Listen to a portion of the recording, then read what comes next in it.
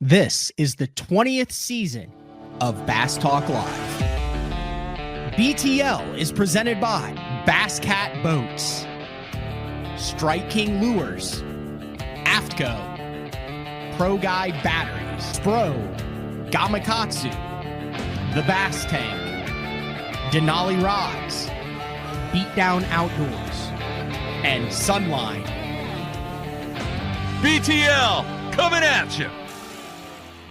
Good morning, and welcome to another exciting edition of BTL Bass Talk Live, where we are going to talk about bass fishing. So I got up this morning, and I'm a big Black Rifle Coffee Company guy in the morning. Not sponsored by them, never been sponsored by them. I just enjoy the coffee and the fact that they have a long history of supporting the outdoors and fishing. But we've got this coffee place called Dutch Brothers in Shawnee here. And they make some stuff. They're pretty sure they add crack to some of their stuff. But this is called like a Golden Eagle drink. Anyway, long story short, I'm leaving at 7:30, and they've been, if you've noticed, like decent internet signal over the past like week or two, but like little dicey at times. And I think it's something with the trees. So I've got like 9 tree service trucks out in front, and one of them flagged me down as I was going out to get the coffee, and he's like, "Hey man, like, can we park our trucks in your yard while we trim the trees around?" So they're working around like internet and power lines and all sorts of stuff out there. So hopefully on this Tuesday, October 15th, 2024, we will have a solid signal, but no promises. So all right, a lot going on in the world of professional bass fishing. It is actually like the first cold morning. I think I got out and it was like 50 degrees on the dot when I got outside. A far cry from the conditions that the anglers are facing at the One Bass U.S. Open over on Lake Mojave. I just had that pulled up. Former U.S. Open champs, West Coast legends galore at the top of the leaderboard after day one. Remember, this is a 3-day tournament. AAA weight counts for the pros. Pros counts for AAA. You fish with 3 different guys each day. 5 biggest fish each day combined. So former champ Kyle Grover, 22-15 with a 499 big, and 99% of these are all smallmouth guys. Mojave smallmouth just look like tanks. They actually are probably some of the closest looking smallmouth just from pictures. I've never seen them in person, but just from pictures, some of the smallest or closest looking smallmouth to the Thousand Islands smallmouth, just absolute units. West Coast stalwart and Elite Series angler Bryant Smith in second, 22-14. Zaldane, 2087. Bertrand, 2071. Like, dude, those are the top 4 right there. Kyle Grover, Bryant Smith, Chris Zaldane, and Josh Bertrand.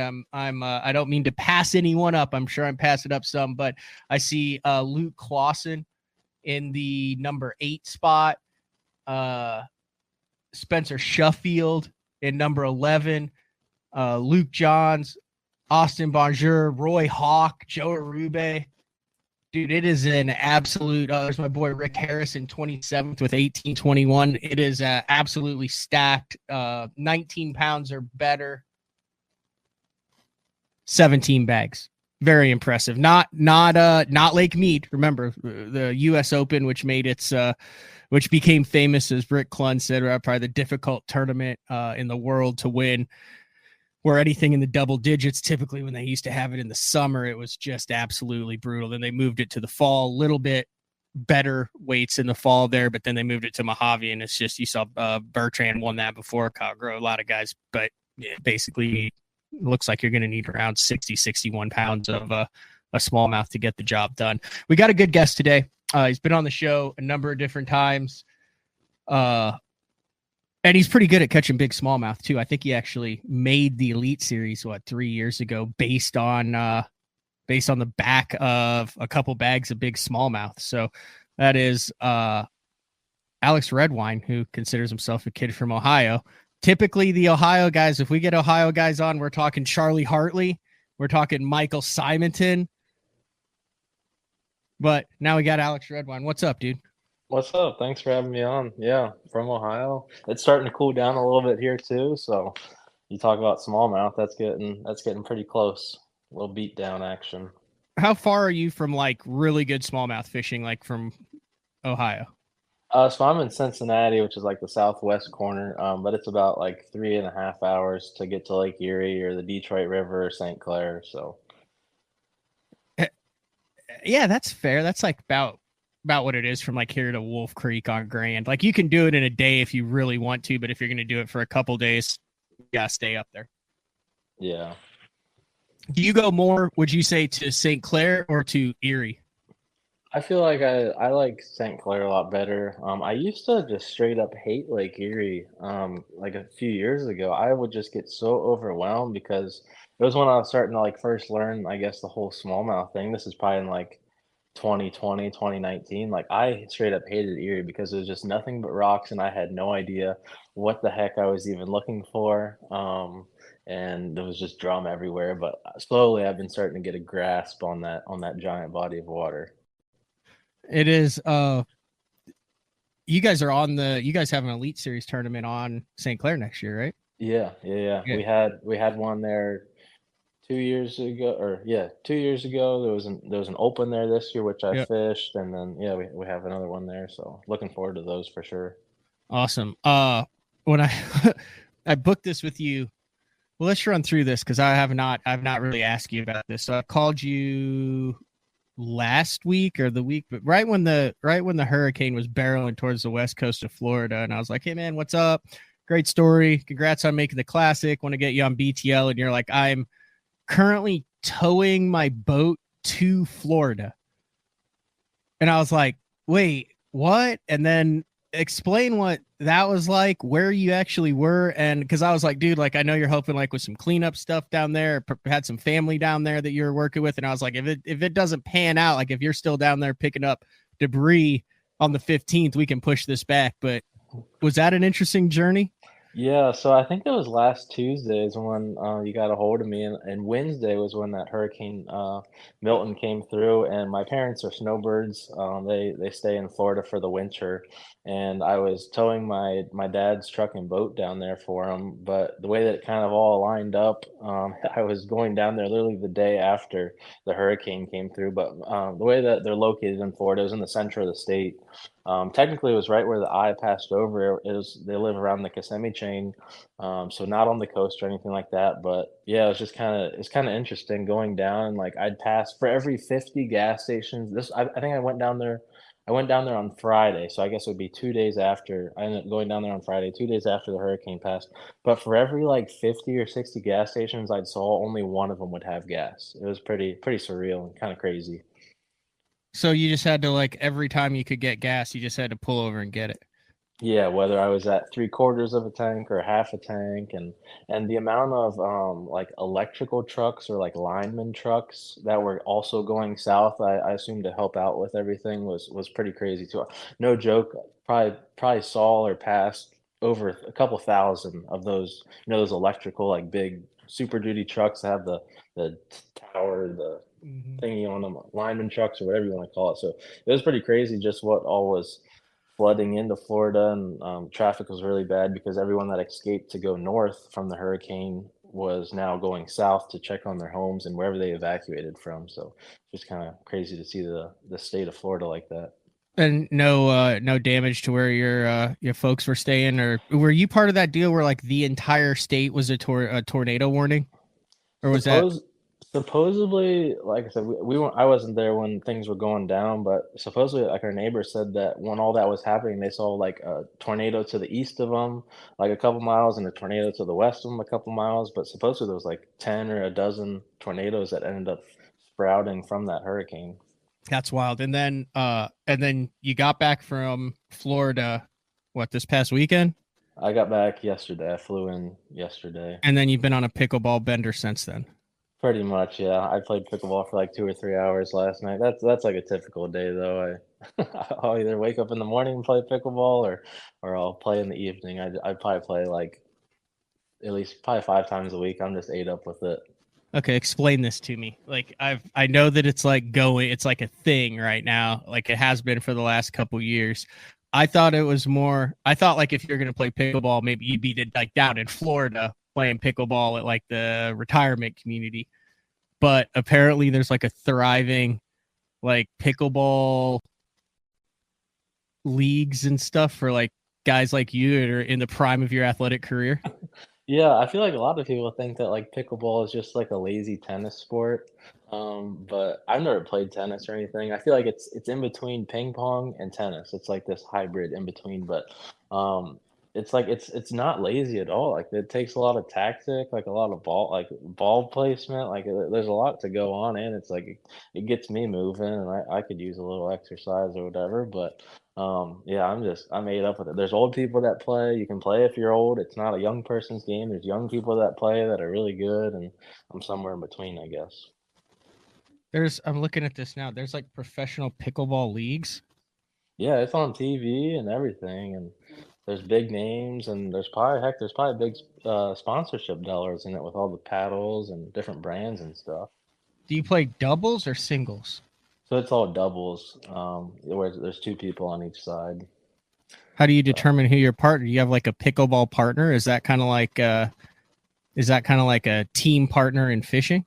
Yeah, I play with a few buddies. I play What with a these I'm just showing the top 10 pickleball highlights of 2024. So I play with some buddies here and there, but a lot of times there's a big facility down in like downtown Cincinnati that has like 20 something odd courts, and I'll just show up by myself, and there'll be sometimes 50 or 100 people there, and then you just kind of put your paddle in a paddle system, and when a court opens up, they pick the next two paddles, so I'll just play with random people, but. wait, you put your like paddle in the middle and then they just like toss a paddle onto the court and whichever court your Yeah. paddle lands on, that's where you go. No, it's like a rack system. That's what it sounded like to me. There's like a rack system. There'll be like 20 paddles in a rack, and when a court opens up, typically it's two on, two off. So it's like you whoever the losers leave, and then the winners stay on for up to two games. And after those two games, they'll pick the next two paddles, and you'll go to the court and play. But yeah, there's a lot of tough competition in Cincinnati.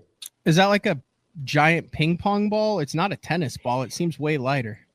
No, it's not a wiffle ball to say, but it's like very similar to a wiffle ball where like you can hit it fast, but at the same time there's holes in it, so it kind of slows it down some. But yeah, like you can see all the tactics that those people are doing. Like they're hitting it hard, they're hitting it soft. There's different rules. The lines mean Yeah, different fist pump. things, and Have people going nuts in the crowd. Who is like the well, KVD's retired now. Who are we using now, Alex? Who are we using as the KVD of other sports now? Is it Jacob Wheeler right now? yeah, I feel like It would have to be.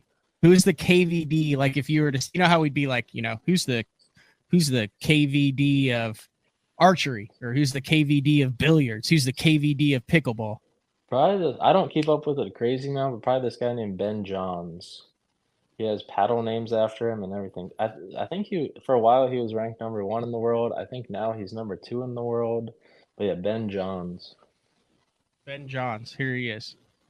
Like heck, I have one of his paddles. That's the paddle that I use, is the Really? Ben Johns. Yeah, here's Ben Johns on how he sets up his paddle. So you tape the paddle and stuff? Yeah, there's like tape, like grip tape, same that would be on a tennis racket to say. Were you a tennis guy? No. Is that him right there? Yeah, that is. That's the same paddle that I have too. What such a strong jawline on Ben Johns right there. Jula. Oh, that makes sense. I think no. What have you ever gone after? Maybe there could be a crossover here where you could have a pickleball wrap on the Elite Series, and then based on the towns that you stop on, you go to their pickleball court. You park the boat and truck, and you play pickleball with the fans. I'm dead serious, dude. Like I guarantee you, there's not been an Elite Series pro that's made a run at a pickleball sponsorship. Oh, I believe it. It could definitely work. I don't know if you remember any of like the photo albums from our elite event on Champlain. Oh yeah, Michigan. you guys did do a whole pickleball excursion. Yeah, we had an off day, and some of us went to like the local YMCA, and um, yeah, we were tearing it up. Some people that like really stuck out. Matt Airy is really good at pickleball. Carl Jochimson is really good at pickleball because Carl said that he used to play in Australia. He used to play what's it called, squash or something. Have you ever heard of that? Now I thought their national pastime was running from poisonous snakes. It's like squash is like some sort of Squash. handball. Yeah, it's like a I've hand. heard of squash. I forget if it's a handball thing or if it's paddles or what, but they were freaking naturals at it. And Matt Airy, he actually fishes or not fishes. He actually plays in pickleball tournaments back home, supposedly. Oh, I think squash is this. Squash is like legit. Like it's where they kind of put you in like a prison cell. That's squash, isn't it? I think so. You have to like hit it below or above the line, and then it bounces, and then I believe that's squash. That's what Carl said that he used to do all the time in Australia. So he kind of had the knack for pickleball when we played. I could see that because Carl has like he works out like 17 hours a day.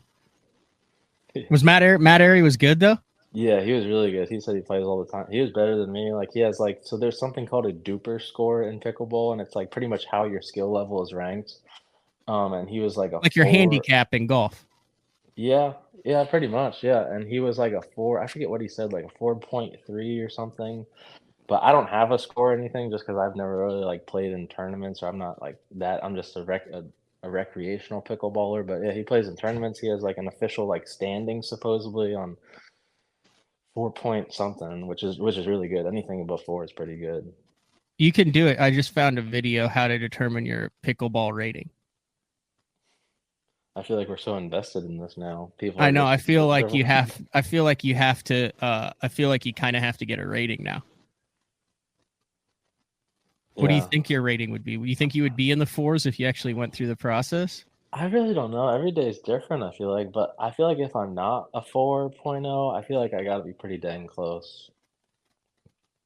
If you could be uh, a pickleball pro or an elite series pro, but you could only choose one for the next 20 years, which one are you going with?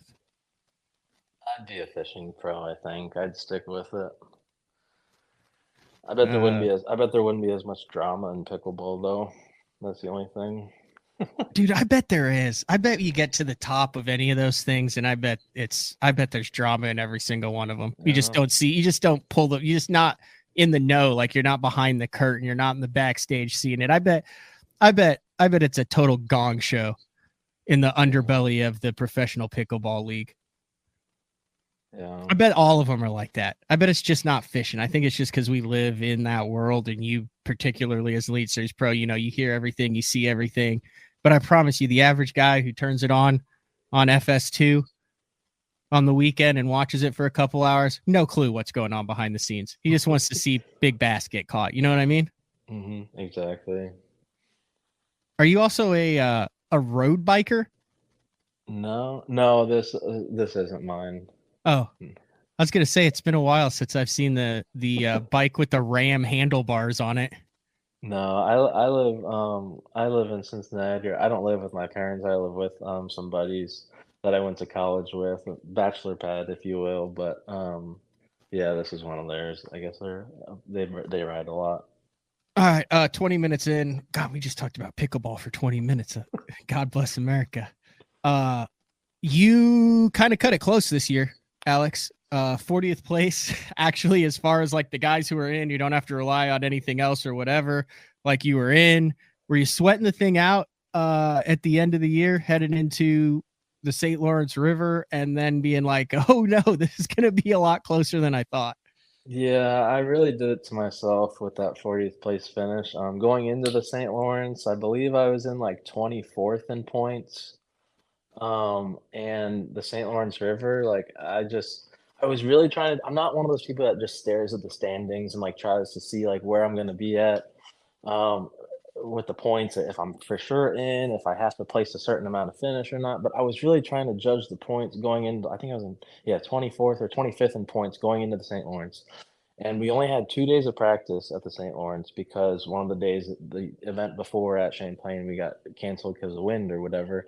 So I just didn't know if I had to lay up or if I could just go for broke, and if I sucked, then I can still make the classic. I really wasn't sure. And we only had 2 days of practice. The first day of practice, I went out to the lake, which was 90 something miles from where the tournament was out of. Waddington is where we were out of, and the lake is way over yonder. And it just was like it was so. I think the first day of practice maybe had like 21, 22 pounds, but it was just very so, just kind of hit and miss. And I was like, well, what should I do now? And then so I was like, well, the second day of practice, I'm gonna go to the river, go up closer to where the ramp is. My boat is also a 2021 Phoenix that has right now it has 1,000 hours on it. I got Wow. that. Yeah, it has 1,020. I looked the other day. Um, but not saying that I Smart. don't trust, not saying that I don't trust that boat, but I don't want to take that boat on a 200-mile round trip run unless I really have to, just because there's a lot of stuff that can go wrong, even though I have not had anything go wrong with my boat. Literally, it's a good lemon. The motor is a good lemon. But Yeah, so the they're the second ones day, who need to be paying you.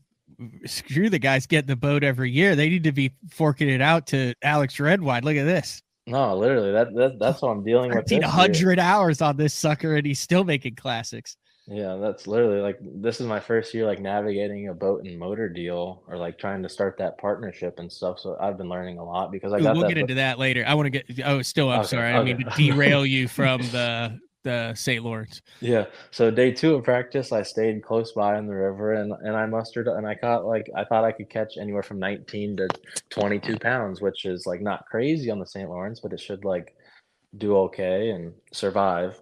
Well, day 1, I decided of the tournament, I decided to stay close to Waddington, and had some drifts where I really had confidence that I could catch fish on because of how practice went. And I just had one of those days that was just god awful. I didn't lose any fish. It was just I felt like I just couldn't do anything right, couldn't get a bite, and I feel very vulnerable saying this, but literally day 1 of the St. Lawrence River, I caught 11 pounds of smallmouth bass.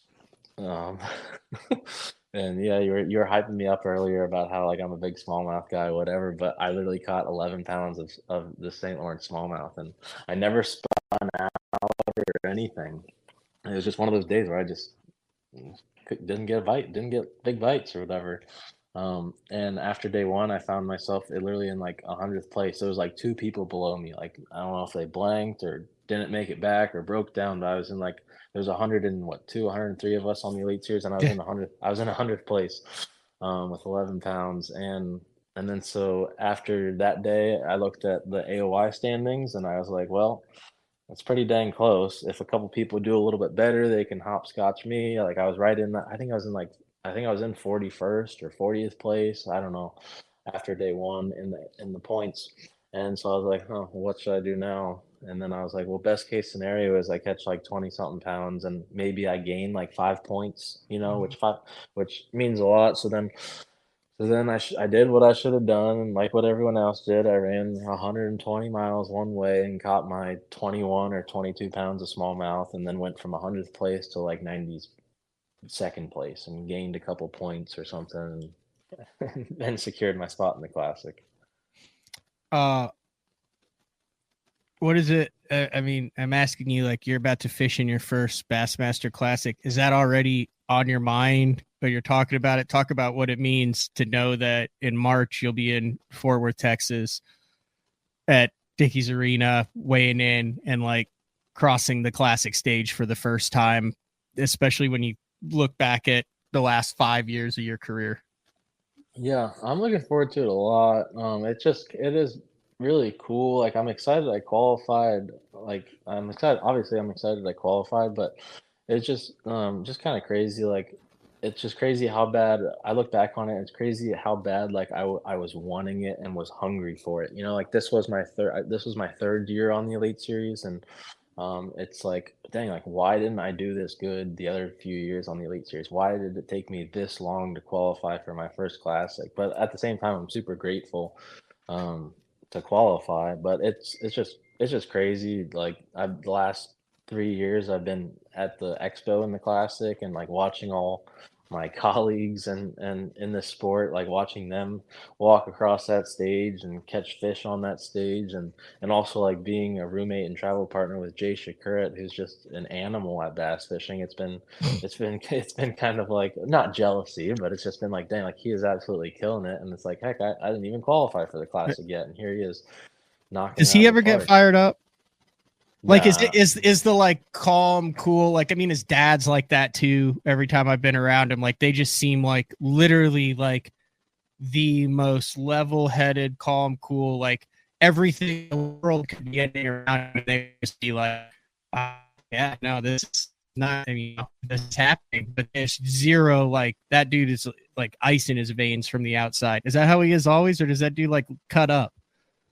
that's how he is pretty much all the time. Like, I mean, like me and him travel together. We're with each other all the time. We talk about practice. We talk about the tournament, and that's just him. That's him all the time. Like sometimes we'll get like a little worked up, like if something isn't going his way or something like maybe pissed him off or Like, something. what do you Like mean some worked up? Like, explain a Shakurat meltdown to me.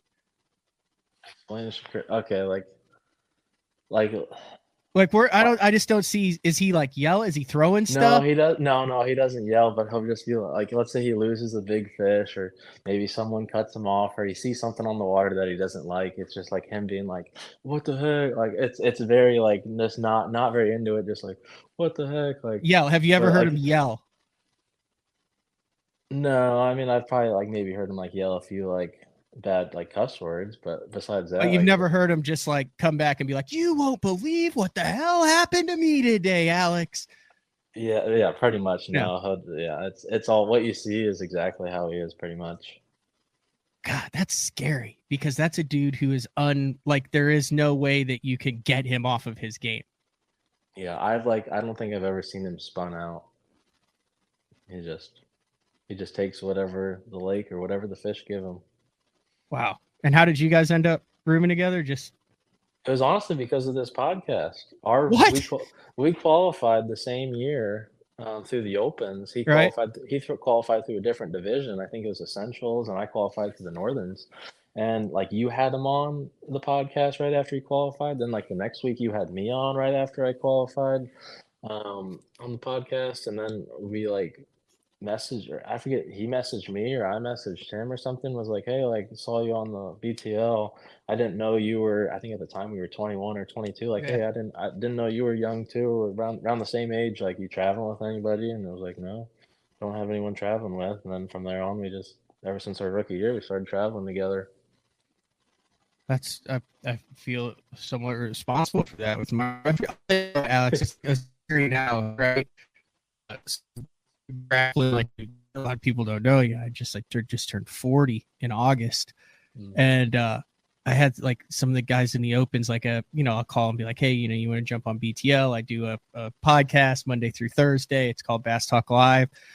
And I had one I won't say. It's like, yeah, dude, I've been listening to you since I was 11. Mm. And I was like, oh my gosh, it's happening. And then I was talking to James Nigmeyer yesterday on the phone, and we were doing the same thing. I can't remember where it was. It was someone who was talking, and I would love to remember where I heard it. I just consume so much bass fishing content and media and videos that I lose track sometimes. But they're talking about how like Dakota Eber snuck into the Elite Series like on the tail end of his career, because he's like 30 and like, that's kind of old to get started in it now. And I'm like, oh my gosh, it's freaking shocking now. But James was like, dude, he's like, it happens in a blink of an eye. He's like, one day you go out and you're the young, hungry guy, and the next day you launch your vote and you're the wily veteran. he's like, I don't know how it happened. It's just, I mean, like you are too, dude. Like you're going into your fourth year.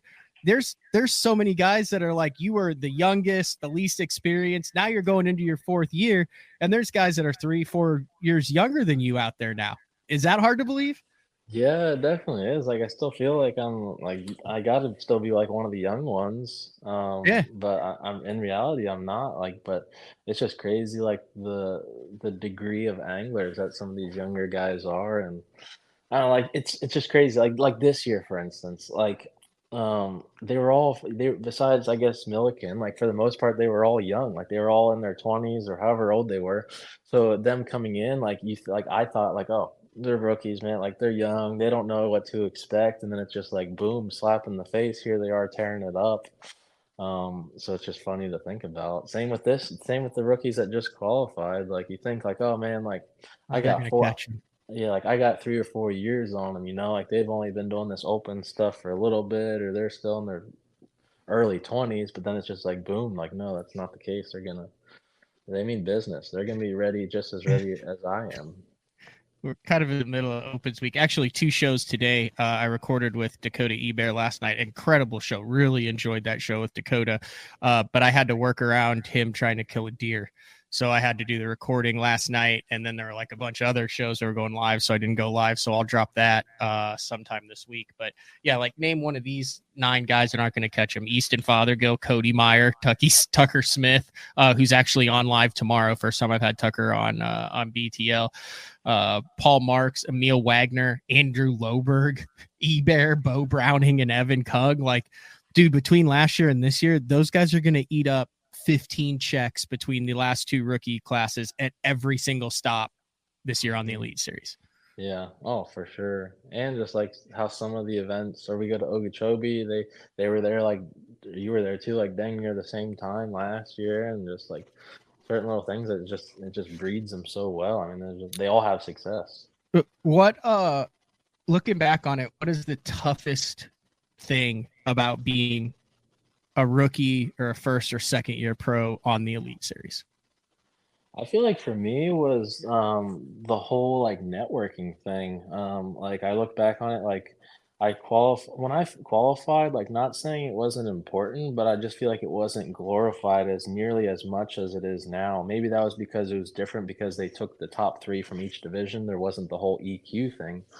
But, when I first entered the Elite Series, I was like, I literally don't know anybody, not just anglers, but just like networking side. Like since then, like I've met so many great people in the industry with companies and things like that, and you're just there's no guidebook, or there's no instructions on how to get yourself in the fishing industry, and how to not just the actual fishing part of it, not just catching bass, but building building that foundation and that brand. There's no guidebook to it. That's the biggest thing that I've struggled with, or was the hardest for me.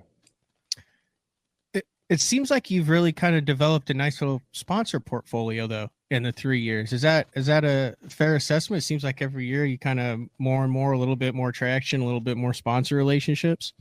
Yeah, it definitely has been. It's like it's always like you always. It seems like for me, I'll always make a connection, or have this partnership that kind of ignites like when I least expect it. It's because it's there's just so much with like the whole sponsorship and marketing and branding, um and it's also what I'm starting to learn is like my value is not like the professional bass fisherman's value is with sponsorships and stuff is not nearly what it seemed to be years ago. I'm sure everyone's seeing that, or you see it, but it's like wrapped boats and jerseys just don't mean what they used to anymore. And it's just the sport's so diluted, and the way that social media has changed so much. And it's just, I'm sure I'm just preaching to the choir You here, sound but like a jaded professional egg. You sound like you've been doing it for 40 years. back in my day, it's not what it used Tell to me, be. man, you get paid for the jersey. Yeah, but that's been the toughest thing. It's like I don't have the little niches and stuff on social media, or I don't have these giant YouTube followings. So I'm trying to make a brand for myself, and trying to be sustainable and fish. And it's easy to look back and be like, "Oh, man, well, you need to start pumping out the videos and the Instagram reels and stuff. That's how you like make money and get sponsorship monies." And it's like, well, yeah, like you can focus on that side of the industry. You can focus on trying to make content, or you can focus on trying to catch fish. And I'd rather focus on trying to catch fish instead of spreading myself out in these two different realms of social media, and then also trying to do good at your job. So that's been the biggest balance that I've had to figure out. Speaking of catching fish, we're gonna take our first break. We're halfway through the show, so probably the only break. But when we come back, I do want to pick your brain on some of the trends and techniques that you saw over this past year. I just got back from Japan a couple weeks ago, and literally was kind of like shell shocked when I walked into a couple of these tackle stores. But there's some crazy stuff that seems like it's definitely not only just making its way to the United States, but becoming a player on a weekly basis. It seems like there's something new that's hitting it. So I want to chat and pick your brain with that. Alex Redwine, Bassmaster Classic qualified Elite Series Pro on BTL on a Tuesday. We'll be back right after this. The new Puma STS has been redesigned from the ground up. With the angler, design, function, and performance in mind, nothing on this new offering was compromised, and the only thing carried over from the previous version is the name. Based on the Soft Touch series hull that started with the flagship Jaguar, this new model is nimble and performs incredibly well at all speeds with either a 250 or 300 horsepower engine. Featuring a new 96-inch wide-body footprint, this hull measures out at 20 foot 7 inches in length. Industry-leading design coupled with tournament-winning performance. The Puma STS from Basscat. Feel the rush.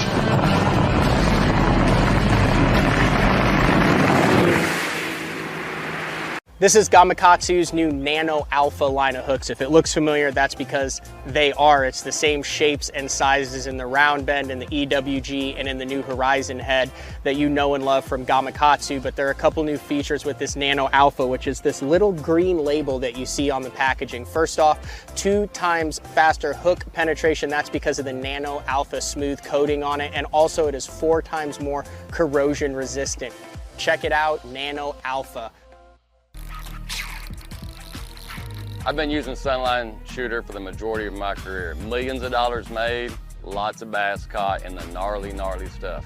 If you need a abrasion resistant, tough fishing line for the really, really mean stuff, Sunline Shooter is for you.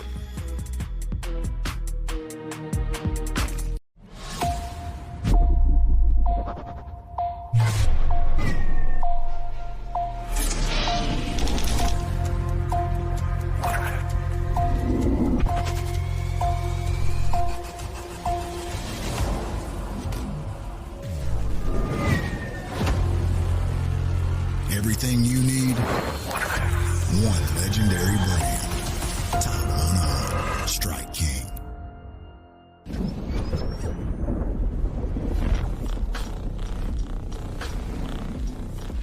Gear that just plain works.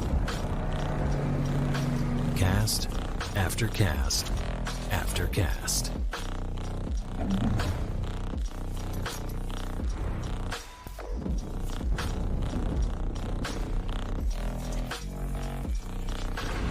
AFTCO. Any fish, any water.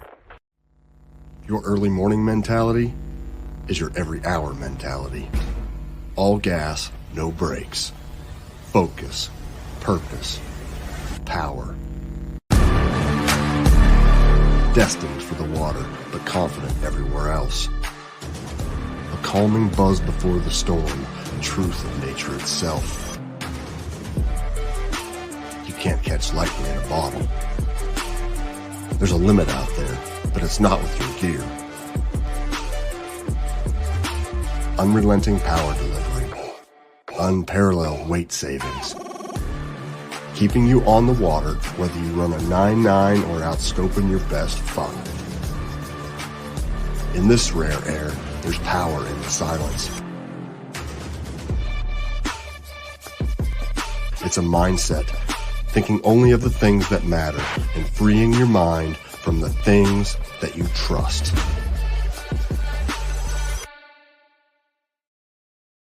Get the best patterns backed by tournament data.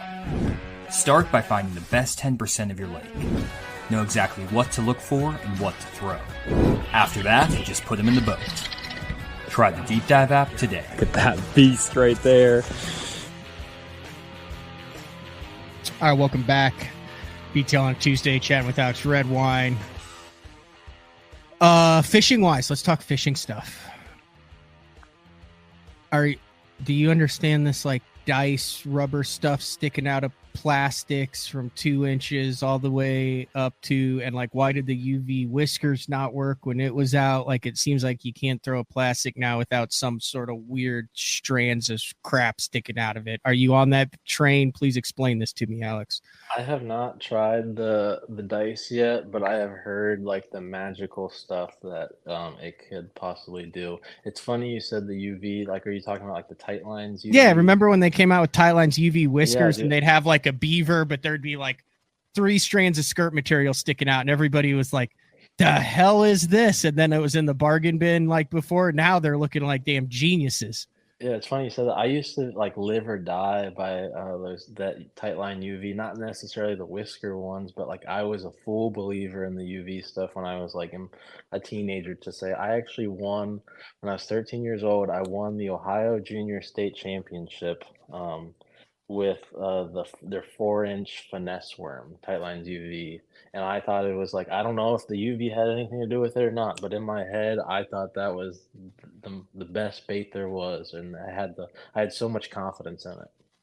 What was the theory behind it? Was that like the UV light like helped it show up or something? Yeah, like certain like down like in the water column, the way that the light goes through the water column, it like gives the bass can see it better deeper in the water compared to traditional soft plastic, something with the UV technology. Here, I'll show you this. Not a sponsor of the show, obviously, but there's been a lot of guys that have talked about it, like, because I think I don't know, it looks like they're still like rocking and rolling. Yeah. But look at all this thing. Like, can I click on that? I don't know what the heck that is. UV in a can? That's got to be freaking old. Brandon Polinick looks like he's about 17 in that. There's a tube. Look at that thing. Yeah, I remember throwing that. Dude, maybe the whiskers will make a cut, but you don't have like a burning desire to like get on the Japanese websites and order all the dice and the G. Alton Jones Jr. just came out with like a rubber ball. G-crack. The G-crack, yeah. Like the rubber ball or whatever it's called. Yeah, I want to get into it more, but I've like definitely explored those websites and stuff, but I just don't know what the heck I'm looking at, or I know what I'm looking at, but I just don't. There's so much of it, and it's all so expensive, where I don't know like which one actually is like the deal and which one catches fish compared to the other one. So, my experience with the dice rubber, there it is, right there. My experience with the dice rubber was a co-angler at Leech left one in the bottom of my boat, and then I went to Canada right after that. Clearly an eyelash directly in the eyeball. Hold on, let me get centered here. That feels like there's like a knife in there. There we go, I got it. I went to Canada and I saw it on the bottom of the boat, and I was like, I'll put that on a drop shot. And I made 5 casts and I caught 5 smallmouth. But I was on an unpressured Canadian smallmouth lake where I was the only fiberglass boat that had probably been on that fishery in like 3 years. Was it just one of those where like you were looking at it on the scope, and compared to if you were to throw something else on a drop shot, they would just completely, like, no hesitation, they would just devour it? Yeah, they would. They would pretty much devour anything. That's the problem. So I don't know whether it was like the UV or that. So then I go to Japan a couple weeks ago, and there's like the OSP, the dice rubber, and I'm like looking at these things, and I'm like, God, they're small. I don't know what color to get, but I know what it is. And these things, even in Japan, are like $13 for 4 of these things. Oh, jeez. So I almost was like, I had a bunch of them, and then I was like, what am I going to do with these? Like, what, like, I was overwhelmed. And then I like took a right down this. It was called like a Bon or Bun, the store or whatever. Entire row, like a full, like, Bass Pro Shop size row of nothing but plastic with silicone sticking out of it.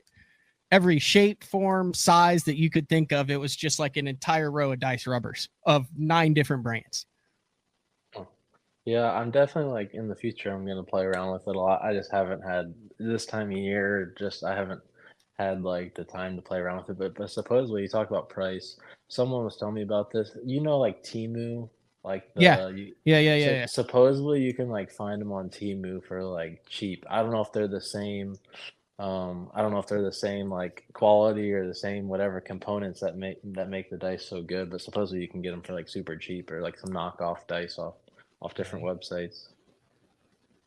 Watch now, Temu. Now, if I ever want to buy some, now Temu will be out of them. Dude, should I show this? I'm gonna get hate mail on this. This is gonna be like when I talked about like the crankbait that with Ask Gerald Swindle about that Ed Chambers crankbait, and then they jumped up like literally that day to like $200 a pop. I'm gonna show this. Yeah, I'm doing it. I don't care. You're about to get hate mail. I've never even thrown a dice. 99 cents for a 6-piece. All right, maybe take that off now. Dude, that's on AliExpress. That's like the same thing as Temu, isn't it? I feel like I might have just infected my computer just by even clicking on that. There you go. The people know now. What else do we have here? Oh, look at this one. $1.39. 5-piece. Yeah. Is it? You think that dice is like one of those deals where it's like the Cinco deal, like where the OG always is gonna have like a mental. Like it seems weird to me. Like I watch the guys making their own, and I'm like, yeah, that's just like a half a Cinco with some rubber through it. But I look at that, and I'm like, oh, look at the precision. Yeah, that's hard to say. Yeah. I don't know. It's just crazy the stuff we do to catch that. There's a whole handful of. Here's the Takashi 6'9" version. The rubber dice right there. Look at that. Yeah. You probably just. I probably shouldn't have done that. I'm sorry for all those people that are getting their AliExpress and Temu dice rubbers that way. But are you a minnow guy now? Yeah. I think it was 2 years ago at Champlain. That was my first top 10 on the Elite Series. That was the first time I got like really like introduced to it. And then we went to Texas this year, and it was just pretty eye-opening. Just what all can happen with a minnow and just fish behavior and fish floating around in the middle of nowhere and getting hate on social media for live scoping and minnowing and Hey, here's a pack for $89. 4 of them. That's crazy. Yes, right there for $89 in that pink. That's wild. I guess that color must be the money color, huh? I suppose. I don't know. Yeah, I need to play around with it more, but I just haven't gotten her. I'll definitely be doing it next year, summer, at least see what it's all about. What percent of fish did you catch on a spinning rod this past year from first to last tournament?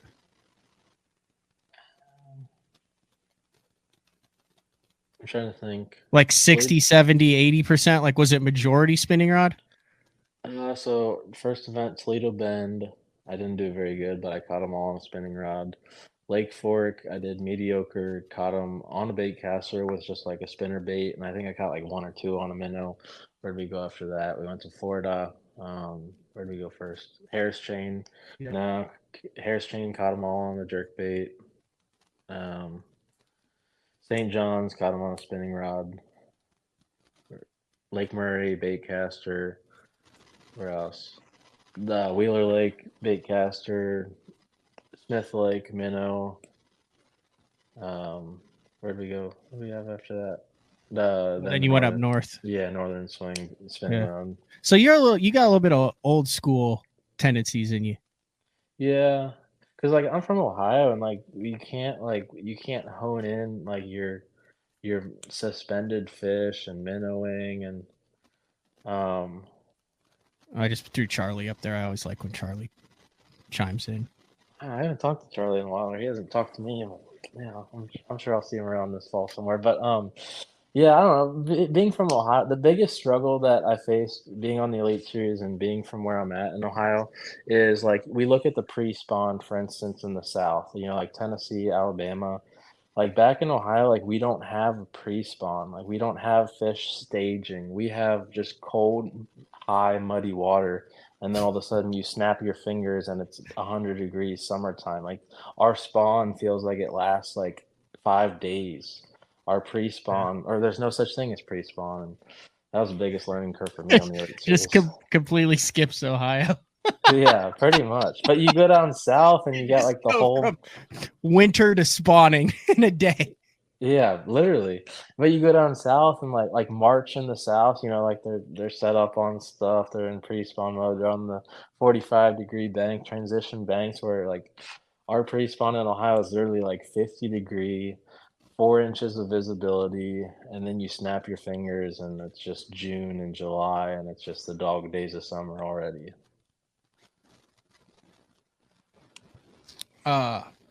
You said you were going through the process of boat and motor deal for the first time in your career.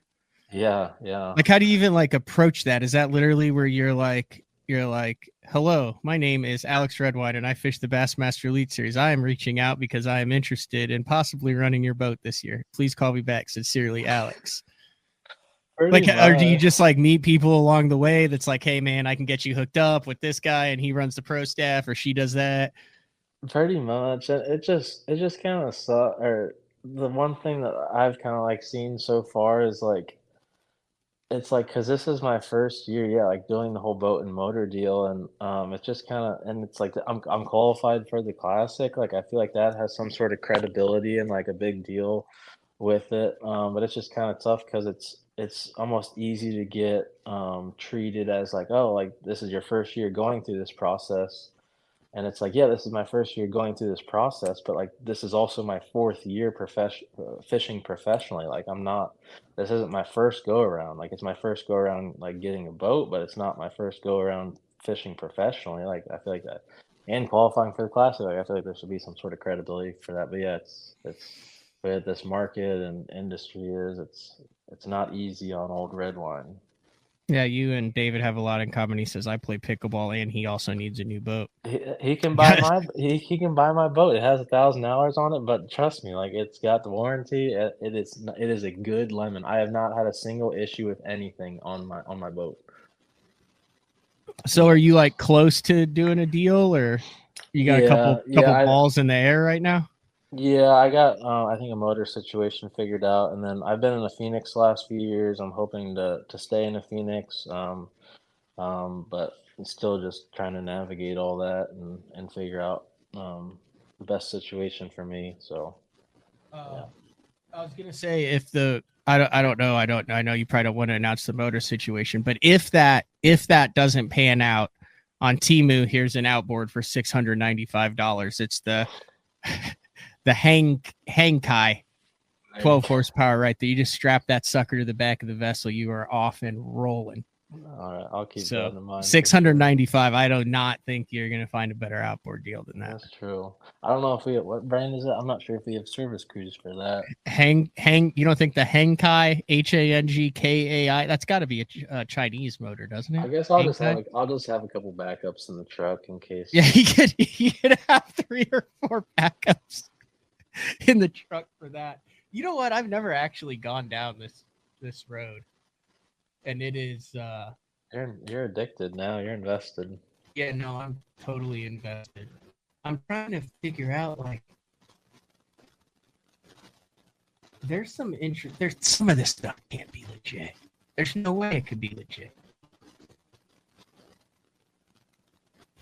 Like there's absolutely no way you could do a 80 horse Honda for $700. Mm-hmm. I don't see how that's possible, do you? Oh, here's some more dice. Oh, this was one I wanted to show you. This one came across. You think this is the new trend? Look at those bad boys. Floating flies? It's like 4 bobbers together with like a sparkle tail. Ryan Harvey says, we all know Alex is running a Tahatsu 250 next year. All right, dude. Anything else? Not a whole lot. No, I'm just in the middle. Every year I try to stay on top of the whole off-season sponsorships, getting all my cards in line. But this year I'm trying to stay on top of it. But no, not a whole lot else. Just trying to make a name for myself, trying to compete in professional bass fishing, trying to stick around for a while, and trying to keep fishing for a while and just be a credible name and grow my brand. If anyone on here feels obligated, social media is just every time you talk to sponsors, oh well, we want you to grow your social media. So if anyone on here wants to help out my social media, and because that seems to be all that sponsors care about nowadays.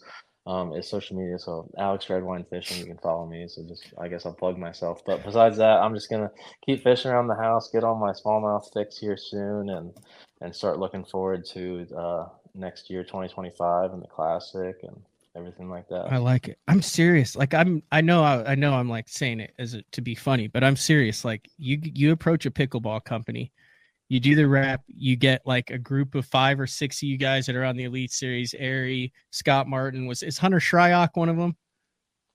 He wasn't there when we played. No, he's just maybe comes across as a pickleballer. Throw Jay in the mix. Is Jay a pickle? Do you play with Jay? No, so Champlain, I like asked him, I was about to leave the house, and he was like, where are you going? I was like, I'm gonna go play pickleball. And he's like, with who? And I told him with who. He's like, oh, like, no, I'm fine. I don't think he's ever played before, so maybe I should. Dude, you got to get him on the pickle. He could turn into an animal on the pickleball court. He could just be like, oh, like that could be what unleashes. He has to have so much pent up energy after that. Like he's the only guy who can catch 100 pounds of smallmouth and just do a single fist pump. He's got to have a lot of pent up energy. Maybe pickleball is that outlet. I've seen his competitive bass fishing side, but I've never seen his competitive like sports, like real. But anyway, side. You approach these pickleball companies, and you do like a pickleball night along the way. You know, like guys stop at like the boat dealerships or the tackle shops, and like everywhere you go, you find where the pickleball court is. You go there, you do a meet and greet. You play pickleball with fellow anglers who like to pickleball it up. Guaranteed you'll be the only one who approaches them from that industry. It might just be off the wall enough to get a little pickleball sponsorship going. Yeah, I'll look into it for sure. Yeah. If you do, I want you to announce the pickleball sponsorship on BTL. Okay. I'm dead serious. You gonna help me out with this, or like help me find some contacts and stuff? Dude, I didn't even know what pickleball was before this. You live in that world. I don't. I had to look at it on YouTube to see what it was. Yeah. Okay. Yeah. I want you to announce that, and if it like we could have some cool stuff coming because I had Zona on a couple weeks ago. This was before. Williams went on the text. Caleb Williams used to play for OU before he went to USC where he won, but he paints his nails. He painted them at OU too. And I got Zona to agree to, if they went on like a 3-game winning streak from the time he was on the show, he is going to paint his nails live, just like Caleb Williams on BTL. And I reminded him of that after they won this past Sunday, and he's completely on board with it. Oh, yeah. I would announce it. Like we can have like a breaking news episode, like Redwine lands deal. Like what's pickleball. The biggest? Like what's a big pickleball company? Either Jewel or a company called Selkirk. How do you spell that? SELKIRK. I think. Might be wrong. Is it a paddle company? They make paddles and pickleballs. Selkirk Pickleball. SELKIRK. There it is right there. Oh, we are pickleball.